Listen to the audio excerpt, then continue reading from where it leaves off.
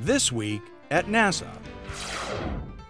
Sunday's the day for the arrival of the Phoenix Mars lander at the Red Planet.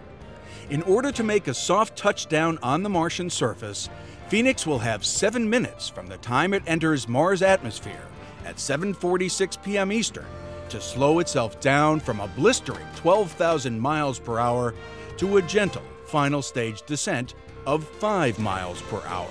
All that energy we put into a spacecraft to heave it off of Earth and take it somewhere else, we then have to take all that back out very quickly in order to gently set this thing down on the surface of another planet. A successful landing at 7:53 p.m. Eastern will allow Phoenix to begin its mission of searching Mars' ice-rich polar soil for signs of past microbial life.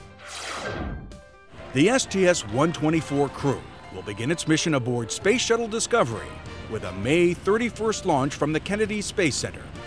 The official launch date was set by shuttle program managers following their flight readiness review of the vehicle. The STS-124 is going to be something of a milestone for the Space Shuttle program. Since the Columbia accident and our subsequent return to flight efforts, this will be the 10th flight we have flown since Columbia. After STS-124 is complete, we will have 10 more to go. So we're really hitting the halfway point here. The STS-124 crew, commanded by Mark Kelly, will deliver several key components of the Japanese Experiment Module, or Kibo, to the International Space Station. The Japanese pressurized module is Kibo's centerpiece. The size of a bus, the GEM will be the largest laboratory on the station, and a world-class one, too. Some believe the GEM will make significant contributions in chemistry, physics, and material and life sciences. It certainly has that potential, and I hope one day to be able to look at some new invention or new discovery that came from the laboratory that I installed or my crew installed on Space Station. Also going up on Discovery, Kibo's 2 robotic arms. Launch is scheduled for 5:02 p.m. Eastern on the 31st. NASA engineers at the Ames Research Center and the Marshall Space Flight Center recently conducted wind tunnel tests for the Constellation program's Crew Launch Vehicle. A 25:1 scale model of the CLV was fitted with 150 miniature pressure-sensitive microphones and tested in the Ames unitary and transonic wind tunnels. They simulated the low to supersonic speeds a rocket is subjected to at launch. Ames researchers measured the surface pressures on the model to help define what structural requirements are needed for the CLV to survive the severe stresses of launch. The CLV will power the Orion Crew Exploration Vehicle that'll bring astronauts back to the moon. The Ames Research Center played host to Bay Area veterans and support personnel who served in Iraq and Afghanistan by honoring them at Welcome Home 2008. The special event provided the vets and their families with a day filled with enjoyable activities, live entertainment, food and refreshments, door prizes, and a car show.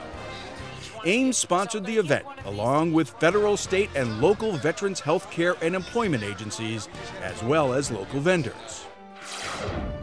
The Glenn Research Center held an open house in celebration of NASA's 50th anniversary. Cleveland area visitors toured research facilities at Lewis Field, including wind tunnels used to develop and test cutting-edge technologies for aeronautics, aerospace, and space. NASA research aircraft also were on display. Glenn engineers, scientists, and technical personnel answered questions and hosted educational activities for children. The open house highlighted NASA's half-century of scientific and technological excellence and the promise of the next 50 years. The Stennis Space Center held its annual Old Timers Day. Center retirees and guests were joined by current employees at a casual cookout and reminisced about the good old days at Stennis. Many of the retirees helped build the Stennis Space Center in the 1960s. The event, held at the center's Cypress House Pavilion, was sponsored by the Stennis Recreational Association.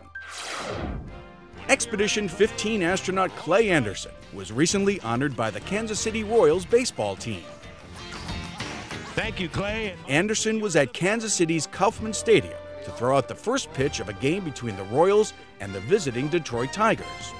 The astronaut also signed autographs for fans, including some of the 18,000 students and teachers attending the Royals' 10th annual school day.